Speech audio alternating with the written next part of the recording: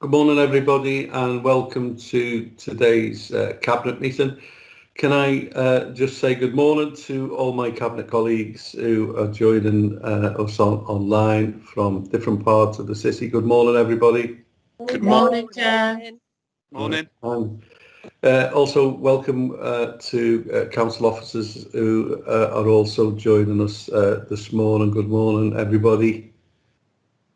Okay, so I think everyone's had copies of the agenda well in advance. We've also given the public the opportunity to participate in today through questions. None have been submitted. I think we should then now move to the agenda. So can I ask, has anybody got any declarations of interest? Okay, so nobody has responded, Mike, so nobody's declared any matters of interest. Can we then move on to the minutes then? Item number 2 on your agenda, the minutes of the last meeting. Are there any matters arising, or are the minutes of the last meeting agreed? Okay, I can see everybody nodding and nobody giving any indication that they're unhappy with them, so we'll agree that those minutes of the last meeting, 25th of September, are agreed. Okay, so we move on to item 3 on the agenda, which are the Mayoral Reports, and there are none to be considered today. Item 4, therefore, on the agenda is the Mayoral Recommendations, and we have 3 public recommendations on the agenda today. The first one, item A, is assignment of the contract in terms of performance management functions, reading and phonics programmes, and it's all part of the School Improvement Liverpool team. So the recommendation basically seeks our approval to vary the contract with the School Improvement Liverpool to assign some additional responsibilities to them in respect of the reading programme. So Barbara, any comments from yourself on this one? Still manage the Ruth Miskin phonics scheme for the primary schools.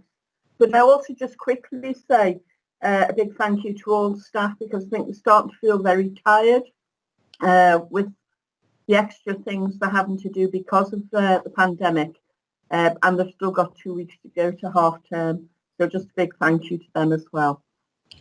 Yeah, I think that comes from everybody. All of us are nodding our head in approval that we understand the pressure that they're all under, with shortage of staff, with the pressure and the anxiety that they're all going through.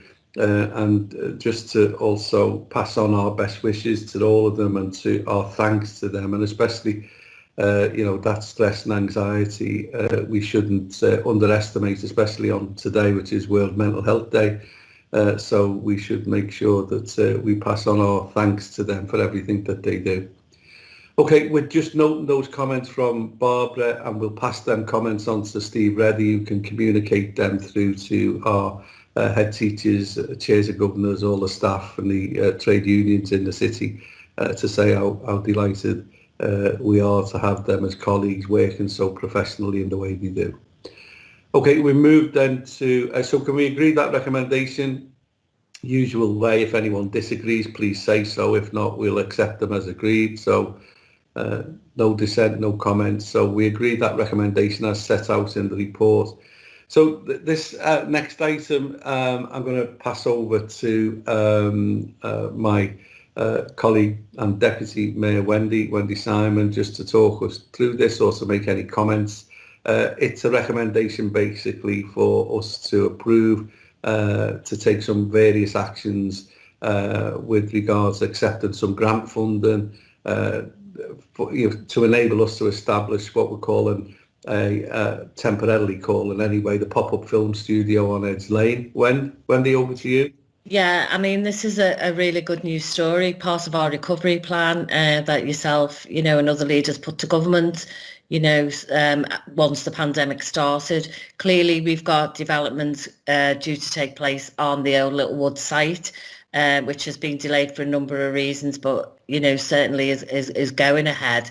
And because of the demand for film in our city and the great revenue that brings us as a city worldwide, and the reputation that we've got, it was felt we needed these pop-up studios, one, to support the industry and to create skills and jobs in the area, but also to continue through this, really difficult times and unknowns with having facilities on site.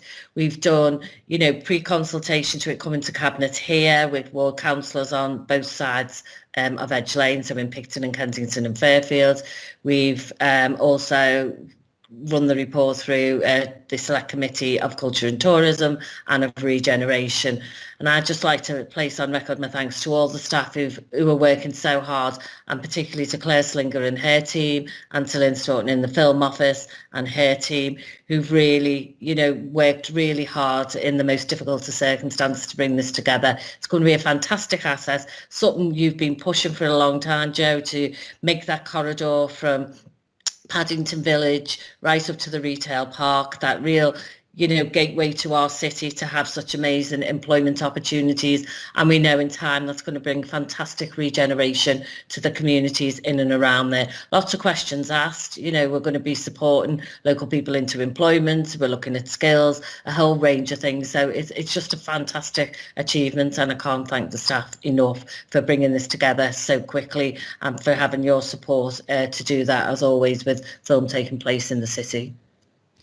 Yeah, no, thanks for them comments, and just to support them as well. I think it's been a very complex negotiation package taking place, and Claire and the team have done remarkably well to get this across the line. It's been frustrating at times, but eventually we've got there. It's going to be, as you rightly said, Wendy, a tremendous asset for the city, but it's also going to mean that as Twickenham studios become part of the Littlewoods building and take on that, we'll already be up and running, and this will complement and supplement their partnership with us, but also with the university. So it's a great asset and a great opportunity for the city, and as I said, I think it's part of our growth plan that the Chief Executive and myself with others submitted, as you said, to the government as part of our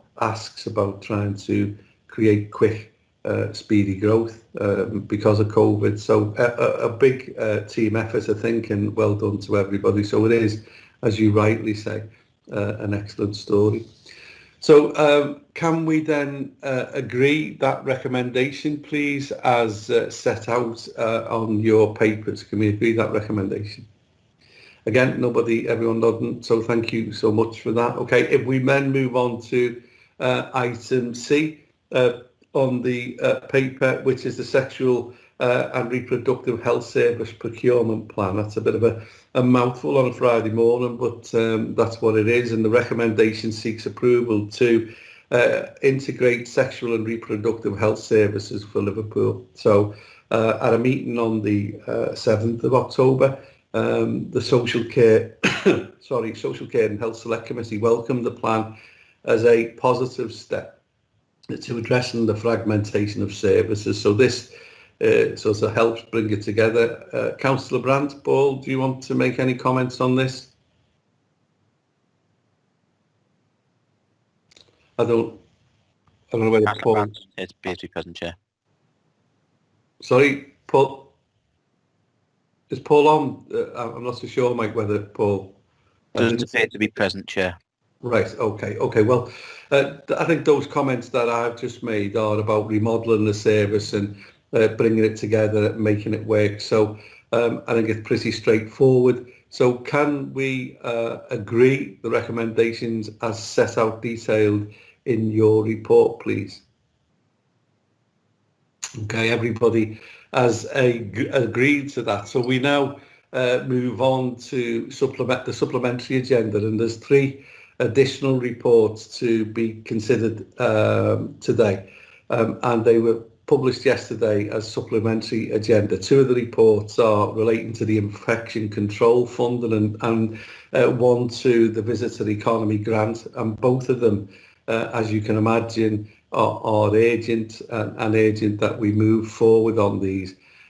So they are being brought forward, as I said, just in response to the work that we're continually doing every single day, every single week dealing with the COVID pandemic. So I think, in light of these reports being agents, the chairs of the relevant select committees have been consulted in line with our constitution, and the calling won't apply to them because we need to get the funding out there. So I think from our point of view, as I said, we've accepted some funding from central government to deal with COVID, and we're also trying to support businesses who are really struggling.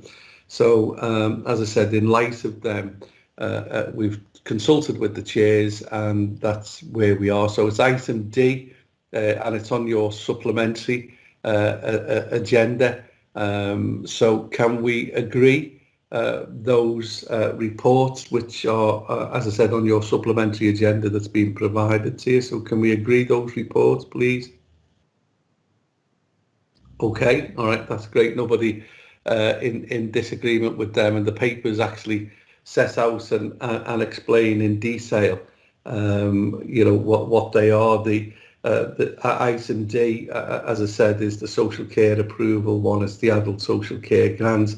E is the council tax support scheme, and we're going out to consult on a number of alternative approaches to our council tax support scheme because of the financial pressures that we're under. So that's the second report. And F is the visitor economy support grant, which, as you know, we discussed last week, which is talking about giving support to businesses. So those three reports, I'm going to take them all together: D, E and F. D, the adult social care, E, the council tax support scheme, and F, the visitor economy grant.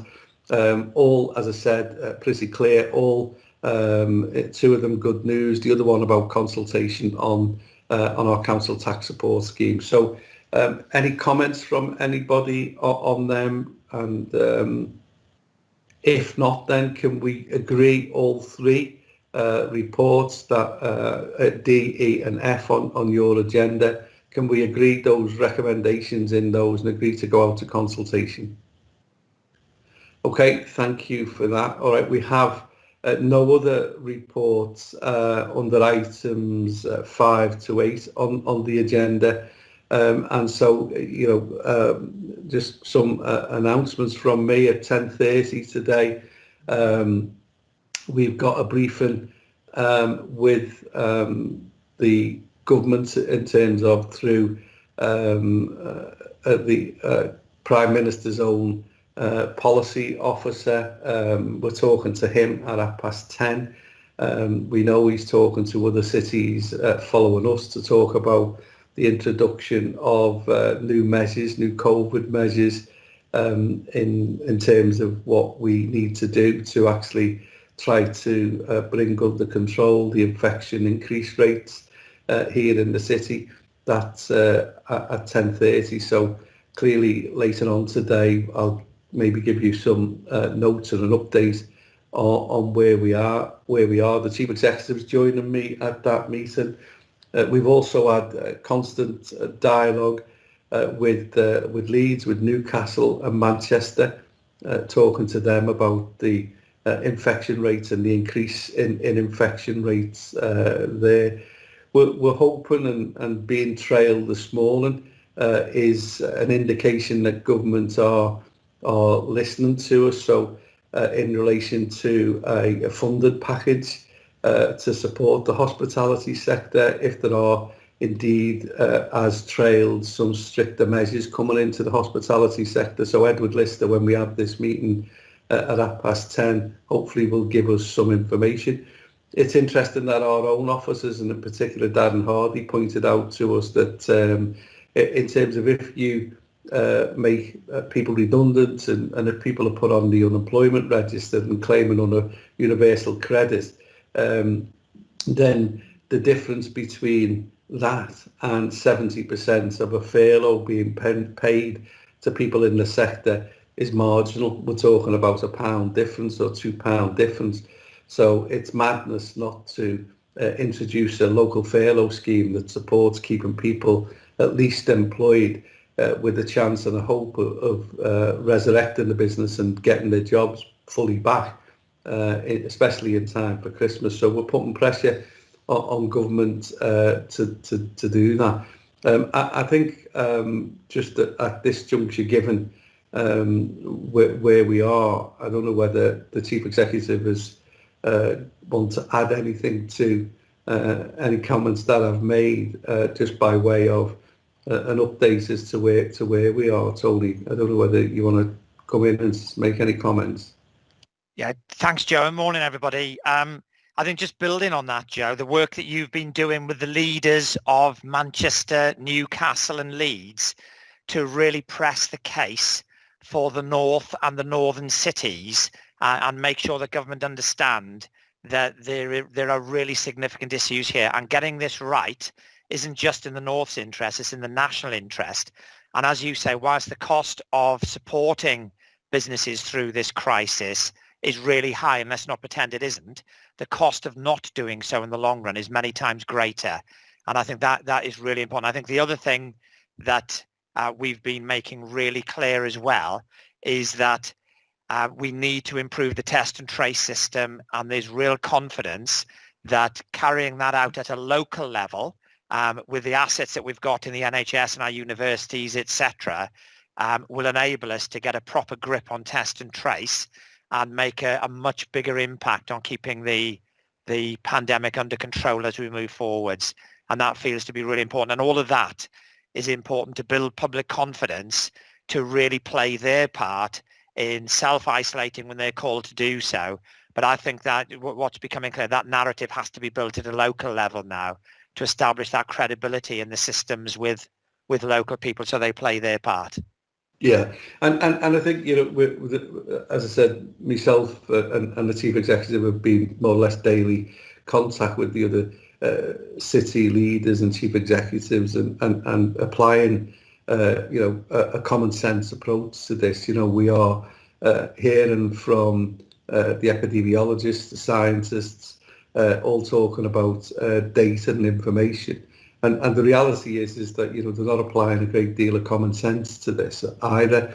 We are in different places, in terms of the figures and the data and what we have in front of us. And, you see Nottingham today now being the top, if you like, of the list in terms of infection rates.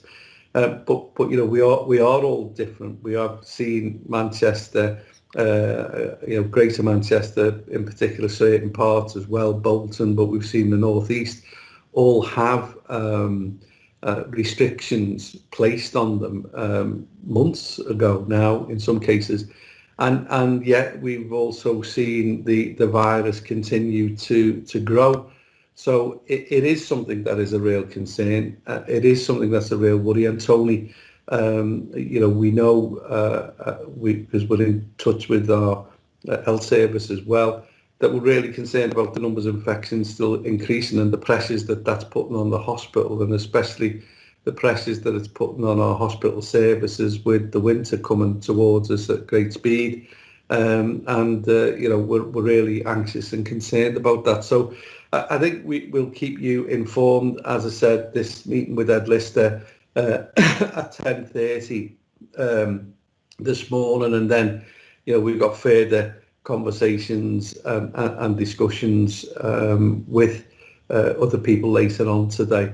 But I think it's important that we'll keep you in touch, and I'll try and feed back to you today, especially when we get some clarity on what the governments are saying in relation to business support, because that's crucially important. I think we can't underestimate that and the damage to the city of Liverpool, but also the city region and to other cities. It is really, really a precarious situation, and the knock-on effects, for all of us in terms of losing businesses, is not just the individuals and their families, which are really going to be hard hit. It then translates to businesses closed and loss of business rates for us, and how we cope with that. And we've got Mel Crichton, who was talking to me yesterday about where we are financially and what we've got to try and do for this year, but also about what we are trying to do for next year, because we know, we're facing just up to 40 million now. We've been working and getting some things a bit under control, but it's still a massive ask of us for next year, 21-22, of around 40 million. So obviously we'll keep you informed, and I think for me it's the most important issue facing us is the COVID crisis for the health and well-being of the people of this city, but equally and as importantly now as well is the economic well-being of the city. So the two run parallel, really, side by side. So really that's all for me, because as I said, we've got a busy morning, a busy day really ahead of us. So I said I will keep you all informed later on today about what we pick up from the government in terms of what is probably going to be imposed on Monday. Okay, so that's all from me, Mike. So I think that ends today's meeting.